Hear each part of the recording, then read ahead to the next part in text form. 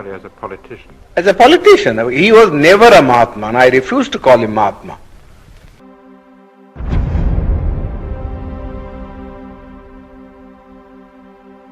I've never in my life called him Mahatma.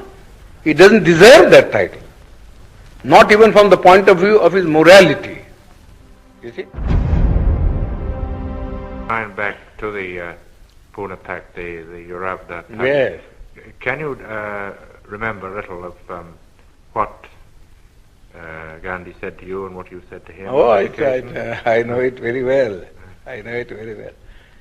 The British government had, in the original award which MacDonald had given, had accepted my suggestion. I said, look here, the Hindus want that there should be a common electorate, so that there may be no separatist feeling between the scheduled caste and the Hindus.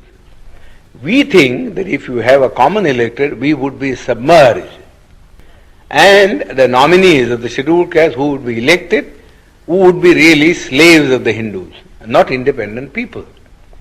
Now, I told Mr. Ramsay MacDonald that this is a sort of a thing that he might do. Give us a separate electorate. Give us a separate electorate, and also give us a second vote in the general election, so that Gandhi cannot say that we are separated in point of election. First of all, my contention was this, that for 5 years we lived separately from the Hindus, with no kind of intercourse or intercommunication, you see, of a social or a spiritual sort.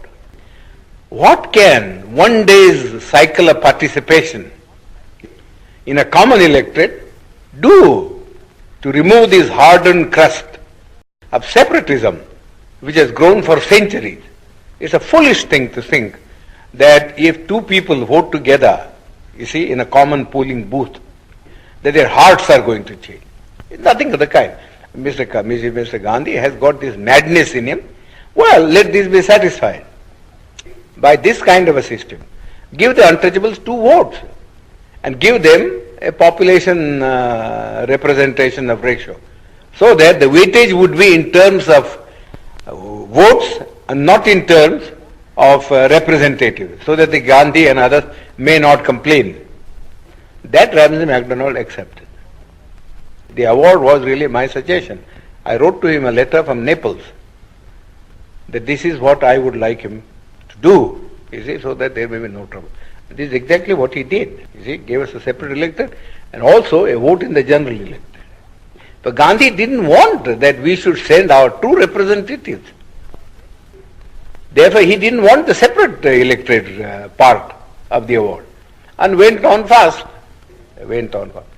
Then they all came to me. They said, well, the British government said, if he agrees to abandon the award, then we have no objection. But we can't abandon the award ourselves. We have given the award, we have taken all things into consideration, and we think this is the basis. You have to read Ramsay MacDonald's letter. It's a very clear statement that we haven't done anything to aggravate the separation. In fact, we are trying to bridge it up by bringing the 2 sections together in a common electoral roll. But Gandhi's object was that we should not get a free, independent representative. Therefore, in the first place, he said, no representation ought to be given to us. That's how his stand in the Round Table Conference. He said, I recognize only 3 communities, namely Hindus, Muslims, and Sikhs. These are the only 3 communities that will have a political recognition in the Constitution. But the Christians or the Anglo-Indians or the scheduled caste will have no place in the Constitution. They must merge themselves in the general community. That was the stand that he had taken. Well, all his friends, I know, you see, were asking him how foolish was his attitude. His own friends had quarreled with him on this subject, that if you are prepared to give a special representation to the Sikhs and special representation to the Muslims, who are 1,000 times superior in strength and political and economic stamina, how can you deny it to the scheduled caste or to the Christian? He always used to say, oh, you don't understand our problem.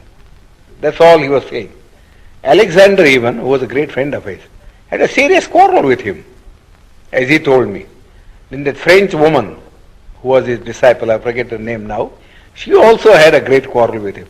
That we don't understand this attitude. Either you say, we won't give anything to anybody. Let there be just a common role. Then we can understand that that's a democratic thing. No one saying that you will give it to the Muslims and you give it to the Sikhs, but not to the scheduled caste, seems absurd. He could give no answer. He could give no answer. So we suggested this method. He also did in the beginning, when he wrote a letter, he said, no, the scheduled caste should have nothing. No representation. You see. Then his own friend said to him, this was asking for too much. You see, nobody would support you in this matter. Then Malviya and others came to me and said, well, could you not help us to solve this problem? You see, I said, well, I don't want to solve this problem by sacrificing what we have been able to get from the British Premier. So you went to Pune? I said I suggested the alternative formula. And that formula was that I am not prepared to give up the separate electorate, but I am prepared, you see, to modify the thing in this way, namely that the candidates who would stand in the final election on behalf of the scheduled caste should be first elected by the scheduled caste themselves, sort of a primary election, and that they should elect 4 people, 4, and the 4 then should stand in the general electorate, and let the best one come, see, so that we get some assurance that you don't put up your own nominees, but that we do get people who will express our voice in the parliament. That Mr. Gandhi had to accept, so he accepted that. Of course, we had the benefit of it only in one election, in 1937.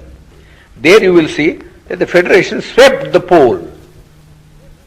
Gandhi was not able to get a single candidate of his party elected. Well, did he bargain very hard at the end of his fast? Oh, of course. He bargained and bargained. I said nothing doing. I am prepared to save your life, provided you do not make hard terms. But I am not going to save your life at the cost of the life of my people. This is too much. How much I have labored in all this, I know very well.